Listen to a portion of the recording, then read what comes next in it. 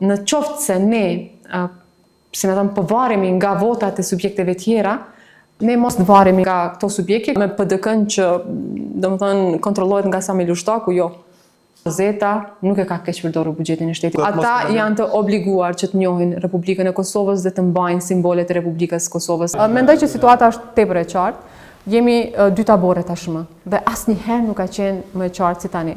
Në njërin anë lëvizja vetëvendosje dhe në njërin anë me partnerët natyrisht që për cilët folëm dhe në anën tjetër subjekte tjera.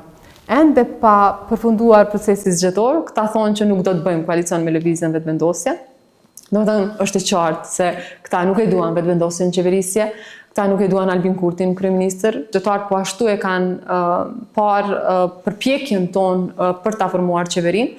Prandaj unë jam shumë optimiste për rezultatin e zgjedhjeve të 28 dhjetor. Për bindjen tonë, në qoftë se ne, si me thëmë, përvaremi nga votat e subjekteve tjera, ata po rrisin pazaret. Domethënë në momentin kur ne na duhet 1 apo 2 vota, ata i ngrisin pazaret në shpërputhje me fuqinë politike që kanë, në shpërputhje me mbështetjen që qytetarët e Republikës së Kosovës po ua japin. Në këtë drejtim, për neve kjo qasje duhet të perëndojë. Nuk duhet të ketë qasje të tilla ku subjektet kërkojnë më shumë se çu ka dhënë populli. Është herë të flasim, mendoj që është herë të flasim për faktin se tani jemi të fokusuar që të kemi mbështetje të madhe nga ana e qytetarëve të Republikës Kosovës.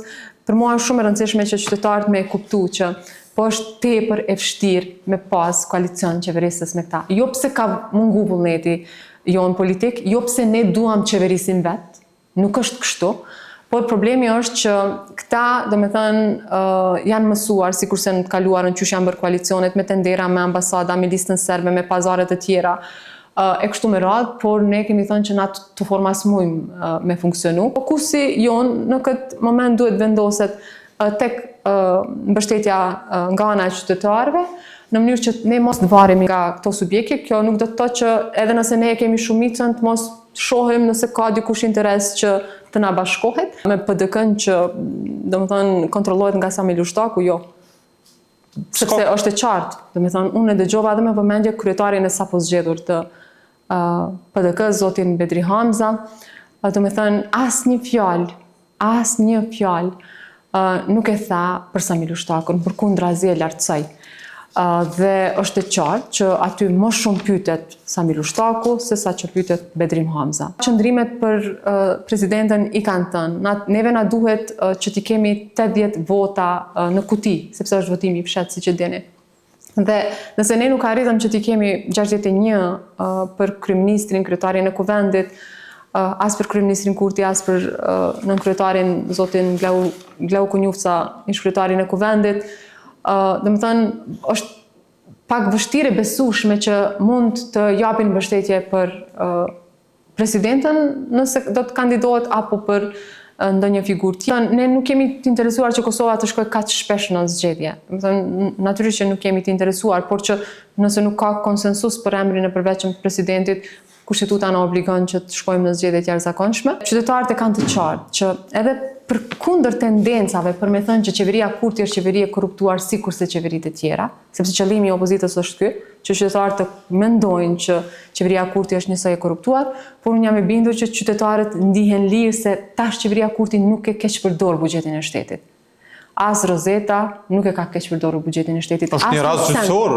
Po, që ka nisur, domethënë unë të paktën unë kam qenë dëshmitare për pjekjeve, jo vetëm unë, edhe të tjerë natyrisht, për pjekjeve të ministrës Hajdari për të siguruar rezerva që na kishin lënë bash për qytetarët e Republikës Kosovës. Unë nuk mund të jap më shumë informacione sepse ne kemi nënshkruar deklaratat konfidencialitetit. Nuk më lejohet që të jap informacione sepse kam nënshkruar për të mos dhënë informacione të tilla. Por ajo çfarë unë them me bindje dhe përgjithësi plot është që ministri Hajdari nuk është pasuruar asnjë cent jashtëligjshëm. Tashmë është një akt akuze ngritur, unë jam e bindur për shkak të informacioneve që i kam që do të rrëzohet domethënë në instanca tjera. Kosova i ka institucionet e veta, polici, pra institucionet e policisë, prokurorisë, gjykatave, gjitha.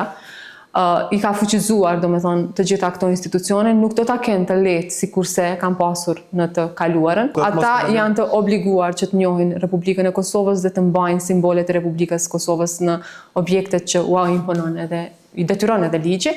Prandaj natyrisht që do të ketë veprime në përputhje me ligjin sa herë që shohim që ka tendenca për ta shkelur legjislacionin fuqi. Natyrisht këtu presim edhe mbështetje nga partnerët tonë.